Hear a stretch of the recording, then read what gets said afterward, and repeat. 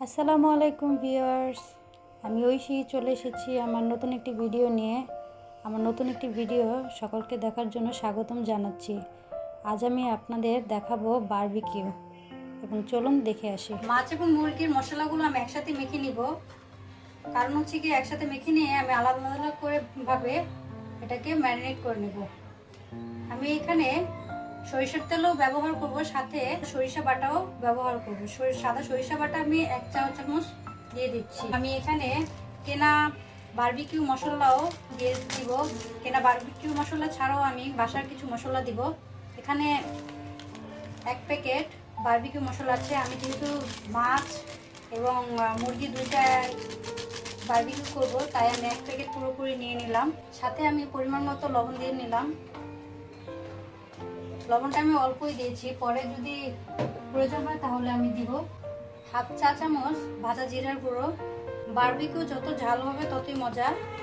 আমি এখানে 1 চামচ মরিচের গুঁড়ো দিয়ে নিয়েছি, 1/2 চামচ জিরার গুঁড়ো, 1/2 চামচ ধনিয়ার গুঁড়ো, 1 চামচ আদা রসুন বাটা।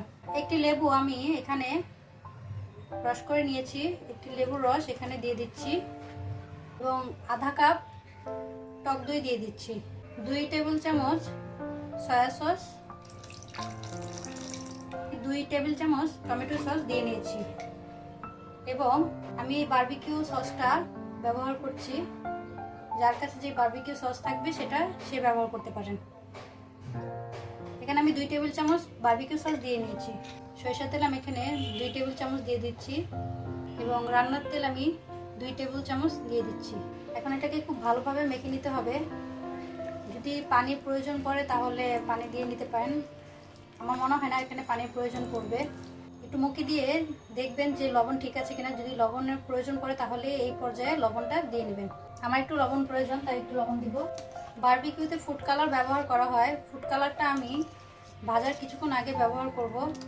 এখন আমি জাস্ট ম্যারিনেট করে আমি ফ্রিজে রেখে দিই। এখানে আমি যেহেতু পুঁটি মাছও বারবিকিউ করব, তাই পুঁটি মাছের জন্য কিছু মশলা আমি এখানে তুলে রাখবো, এবং বাকি মশলা দিয়ে আমি মুরগি এবং আমি কিছু মশলা তুলে রেখে এখন আমি চিকেনগুলোকে এই মশলার মধ্যে মেখে নিব খুব ভালোভাবে। আমি চিকেনগুলোকে একটু এখান দিয়ে চেড়ে নিয়েছি, পেড়ে দিয়েছি। এখন এটার মধ্যেই আমি সবজিগুলো দিয়ে দিব। আমি এর জন্য একটা বড় বোল নিয়েছি, যেহেতু মাংস এবং সবজি একসাথেই যেন ম্যারিনেট করা যায়। এখন আমি এই অবস্থায় একটা ঢাকনা দিয়ে ঢেকে ফ্রিজের নর্মাল চেম্বারে রেখে দিব সন্ধ্যা পর্যন্ত। যেহেতু আমি এটা দুপুরে করেছি, তাই সন্ধ্যাবেলা এটার বারবিকিউ করব। যেহেতু দুজনেই তেলাপিয়া মাছ খাই না, এর জন্য সরপুঁটি মাছ নিয়েছি। সরপুঁটি মাছগুলো এই সাইজের ছিল, তো সরপুঁটি মাছ দিয়ে আমরা বারবিকিউ করব। 4টা সরপুঁটি মাছ নিয়েছি। আমি মাছ আবার সব পাত্রে মাখাই না, এর জন্য এমন একটা পাত্র নিয়েছি যে পাত্রে আমি মাছ মাখাই।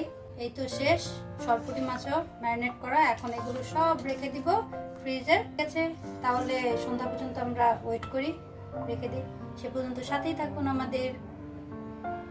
ম্যারিনেট করা হয়ে গিয়েছে, এখন সন্ধ্যা প্রায়। এটার মধ্যে আমি একটু ফুড কালার অ্যাড করে জাস্ট আলতোভাবে একটু মেখে দিব। সবজিগুলো আমি স্টিকের মধ্যে ঢুকিয়ে নিয়েছি, কারণ হচ্ছে কলার মধ্যে না পড়ে যায়, এর জন্য। এই তো হয়ে গিয়েছে কালার দিয়ে মাখানো। এখন একইভাবে ফিশটাকেও মেখে নিব।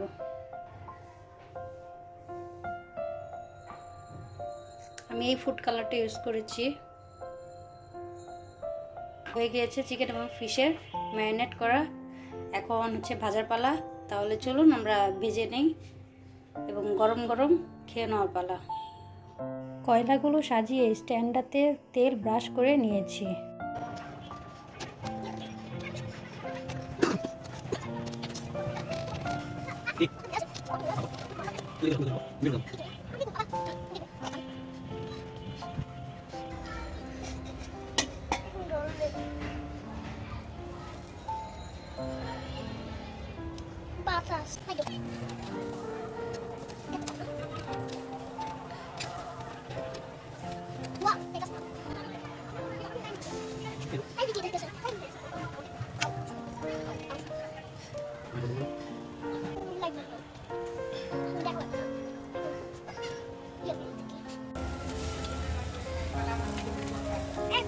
ব্যাস হয়ে গিয়েছে আমাদের বারবিকিউ, চিকেন বারবিকিউ।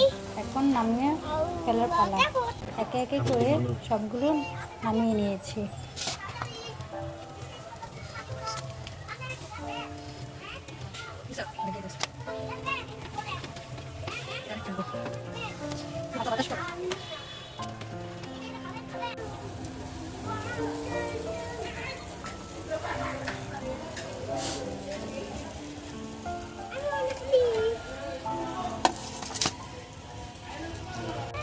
এই হচ্ছে মাছের অবস্থা, মাছ পুরো ভেঙে চড়ে একাকার।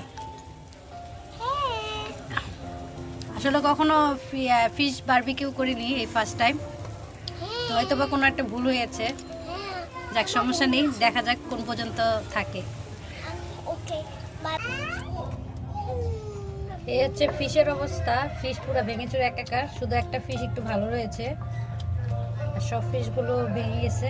সবাই ভালো থাকবেন, সুস্থ থাকবেন, এবং আমার ইউটিউব চ্যানেলটিতে একটি প্লিজ সাবস্ক্রাইব দিয়ে যাবেন, শেয়ার দিতেও ভুলবেন না। আল্লাহ হাফেজ।